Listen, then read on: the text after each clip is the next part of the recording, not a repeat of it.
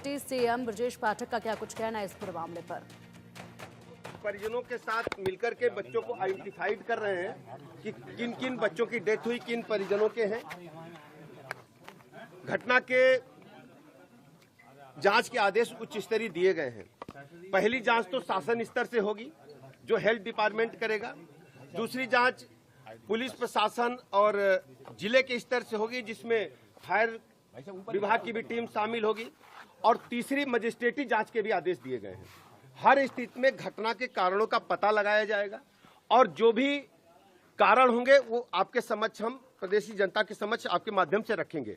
सबसे बड़ी बात यह है कि घटना कैसे हुई, किन कारणों से हुई, इस बात का हम पता लगाएंगे और यदि किसी स्तर पर लापरवाही पाई गई तो उसकी जिम्मेदारी भी हम तय करेंगे, उनके खिलाफ भी हम कड़ी कार्रवाई करेंगे, किसी को छोड़ेंगे नहीं। हर स्थिति में हम साफ साफ करेंगे कि कहां से आग लगी, किसकी लापरवाही है। यदि लापरवाही नहीं, दुर्घटना है तो उसकी भी हम जांच रिपोर्ट आपके समक्ष रखेंगे। प्रथम दृष्टया हमें पता करने पे जो हमने बात किया है चिकित्सकों से, नर्सेस से, पैरामेडिकल स्टाफ से, हमारे स्टाफ ने, चिकित्सकों ने बहुत बहादुरी के साथ बच्चों को बचाने का काम किया है। बड़ी संख्या में बच्चे रेस्क्यू किए गए हैं। जो हमारी माताएं बहनें भर्ती थीं उनको भी हमने रेस्क्यू किया है। सबका अच्छा इलाज चल रहा है। हमारे सामने सबसे बड़ी पहली चुनौती है जो हमारे बच्चे घायल हैं, जो बच्चे हैं उनको हम उच्च स्तरीय इलाज दें। सभी बच्चे जिनको हमने देखा है अपनी आंखों से वो स्वस्थ हैं। और चलिए अब सीधा रुक करेंगे झांसी का, जहां से हमारे सहयोगी ब्रजेश पंत हमारे साथ जुड़े हैं। ब्रजेश, देखिए जिस तरीके से यहाँ पर डिप्टी सीएम ने जांच की बात बताई है तो इसमें 3 अलग अलग तरह से जांच की जाएगी और कब से ये जांच शुरू हो रही है, किस तरीके से की जाएंगी अलग अलग जांच। बिल्कुल, देखिए आपको बताऊं कि जिस तरीके से डिप्टी सीएम ने कहा है कि 3 प्रकार की जांच उसमें की जानी है, तो जांच की तो उन्होंने आदेश दे दिए हैं। जांच अपने स्तर से शुरू होगी और जब जांच की रिपोर्ट आएगी उसके बाद कार्रवाई की बात है। लेकिन सबसे पहले आपको बता दूं कि डिप्टी सीएम ने अभी झांसी के पूरी घटना के लिए एसआईटी टीम को गठित किया है और जो एसआईटी टीम जो है पूरे मामले की जांच सबसे पहले जांच करेगी और जो मृतक बच्चे हैं उनके परिजनों के लिए एक हेल्पलाइन नंबर जारी किया है, जिससे कि जो परिजन संपर्क में नहीं आ पा रहे हैं तो हेल्पलाइन नंबर पर डायल करके अपने बच्चे के बारे में पता कर सकते हैं। जी बिल्कुल, ठीक है ब्रजेश, आएंगे आपके पास। फिलहाल रुक कर लेते हैं एक बार। रवि हमारे सहयोगी लगातार हमारे साथ जुड़े हुए हैं। रवि, देखिए जिस तरीके से ये मामला सामने आया, ऐसे में चिंता की बात ये है कि अभी महज फरवरी के महीने में, जो कि वक्त तो काफ़ी हो चुका है, लेकिन बताया जा रहा है कि फरवरी के महीने में ही यहाँ पर ऑडिट किया गया था और तमाम व्यवस्थाओं का जायजा लिया गया था। लेकिन उसके बाद इस तरीके से ब्लास्ट हो जाना, शॉर्ट सर्किट के बाद, और आग लग जाना अस्पताल में, इतने मरीज वहाँ पर एडमिट होते हैं और ये तो शिशु वार्ड था जहाँ पर आग लगी है। तो ऐसे में इतना बड़ा हादसा हो जाना, इसके लिए आगे क्या कदम उठाए जाने चाहिए? और फिलहाल जिस तरीके से मामला सामने आया, इसमें खुद डिप्टी सीएम ने कहा है कि अगर जो भी दोषी पाया जाएगा उन पर सख्त कार्रवाई की जाएगी। फिलहाल रिपोर्ट आने का इंतजार है।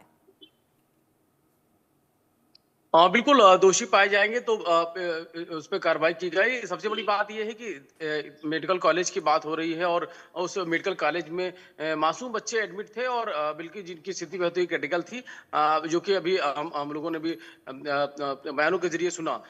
एनआईसीयू में पूरी घटना होती है, आग लग जाती है और आग लगने के दौरान उसको बुझाने का प्रयास भी किया जाता है। ये भी सारी जानकारी सामने। तो ऐसे में सवाल ये उठता है कि उस वक्त बच्चों को वहां से हटाने की प्रक्रिया क्यों नहीं की गई? ये कहीं ना कहीं एक लापरवाही हो सकती है। फिलहाल जैसे कहा गया डिप्टी सीएम की तरफ से कि इस पूरे मामले की जांच कराई जाएगी।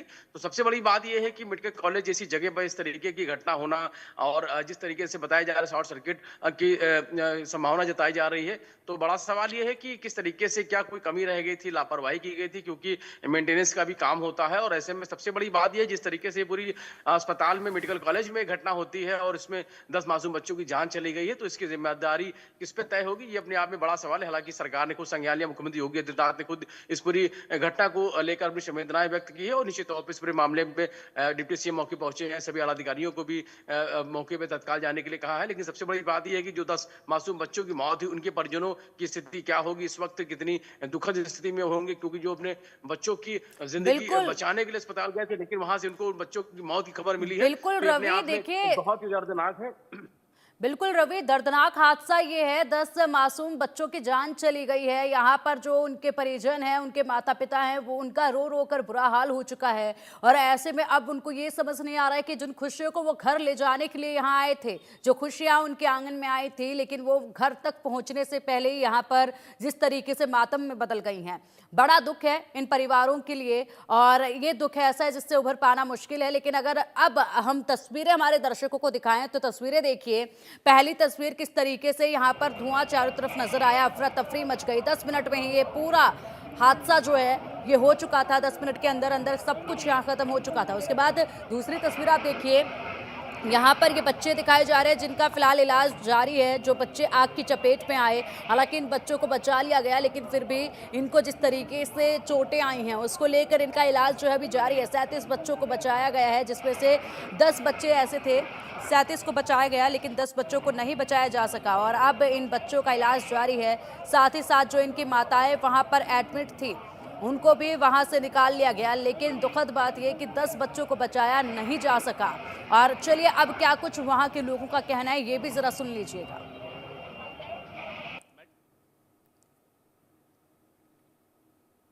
हैं इमरजेंसी वार्ड के सामने और इंतजार कर रहे हैं अपने बच्चे की खबर का। आप बताइए कब भर्ती हुआ था बच्चा, कब? मंगलवार को भर्ती हुआ था। मंगलवार को भर्ती जी हुआ, बताइए। जी सर, मंगलवार को भर्ती हुआ था। हमको छोटो से पर्ची दिया गया था, हमको तो पता है नहीं सब कुछ है। तो बोल रहे थे कि जाओ बाहर से लेके आओ इमरजेंसी से। तो सर उधर गए, जब तक आग लग गई उधर मेरी पत्नी के फोन आया, भागते भागते गया।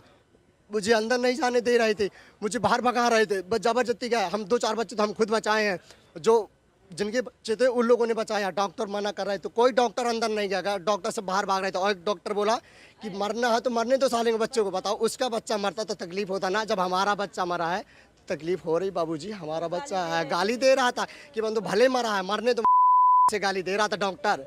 आपका बच्चा कहाँ है? आपका बच्चा नहीं मिल रहा सर, पता ही नहीं है, मर गया। कहाँ गया मेरा बच्चा, पता ही नहीं, जल गया मेरा बच्चा, नहीं मिल रहा।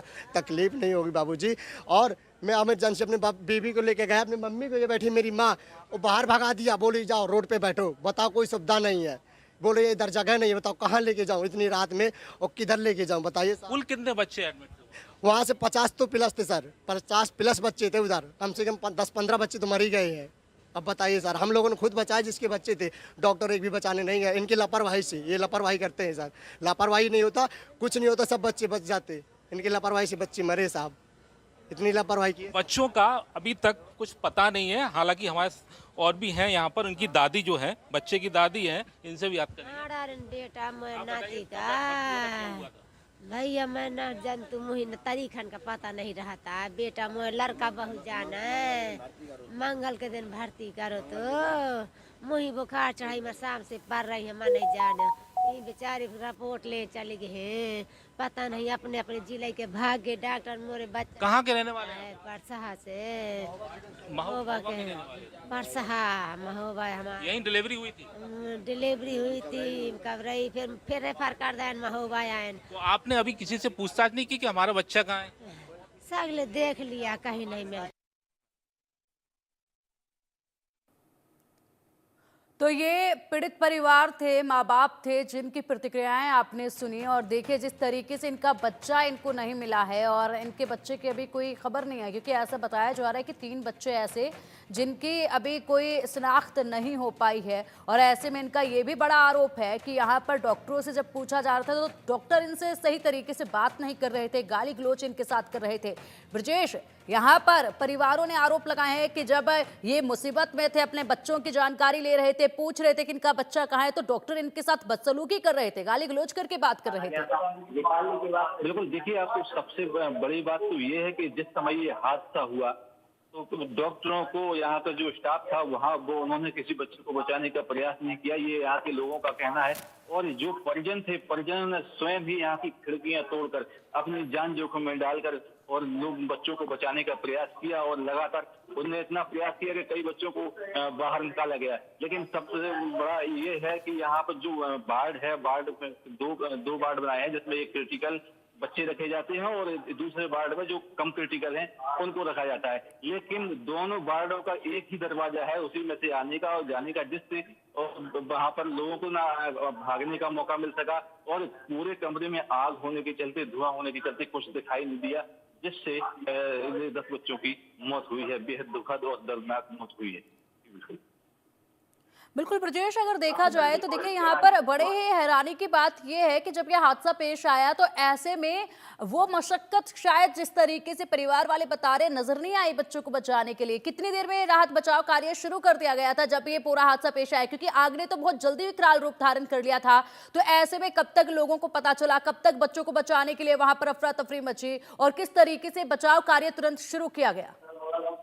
जी बिल्कुल, देखिए इसको तो स्पष्ट तरीके से कहना बिल्कुल भी अभी स्पष्ट नहीं हो सकता है कि किस तरीके से आग लगी, किस वजह से आग लगी, मौके पर कौन मौजूद था, कितने बच्चे मौजूद थे और कितना यहाँ पर स्टाफ मौजूद था। लेकिन स्थानीय लोग जो पीड़ित हैं, जो मृतक बच्चों के परिजन हैं, उन्होंने ये पूरी घटना बताई है। बेहद ही चिंताजनक है कि यहाँ कोई स्टाफ मौजूद नहीं था और जब यहाँ से आग की लपटें उठना शुरू हुई तो उसके बाद परिजनों ने स्वयं खिड़कियों को तोड़कर यहाँ से अंदर घुसे और बच्चों को खिड़कियों के माध्यम से उनको बचाने का प्रयास किया। लेकिन इस पूरे भागम भाग में भगदड़ मची और आपको दिखाएं कि जिस तरीके से भगदड़ मची, यहाँ पर परिजनों की चप्पलें हैं, ये जूते हैं, ये यहाँ तक अभी भी पड़े हुए हैं। उसी तरीके से लगातार चारों तरफ ये आग बुझाने के उपकरण है, लेकिन ये किसी काम के नहीं रहे। और ये देखिए दीवारें आपको दिखाई कि पूरी दीवारें जो है जलकर काली हो गई, ये दीवारें जल चुकी हैं। और जिससे और यहाँ के अंदर का नजारा अभी आपको दिखाने का प्रयास करते हैं कि जिस तरीके से यहाँ की अंदर की आप हालत देखेंगे तो ये वो वार्ड है जिसमें ये सारे बच्चे भर्ती थे और यहाँ पर उनकी मौत हुई है। और जिस तरीके से आपको यहाँ की हालत देख सकते हैं कि यहाँ कुछ भी सुरक्षित नहीं है, सब कुछ जलकर जो है पूर्ण रूप से खाक हो गया है। तो ऐसे में अंदाजा लगाया जा सकता है कि जो बच्चे यहाँ फंस कर रह गए हो उनकी क्या स्थिति रही होगी।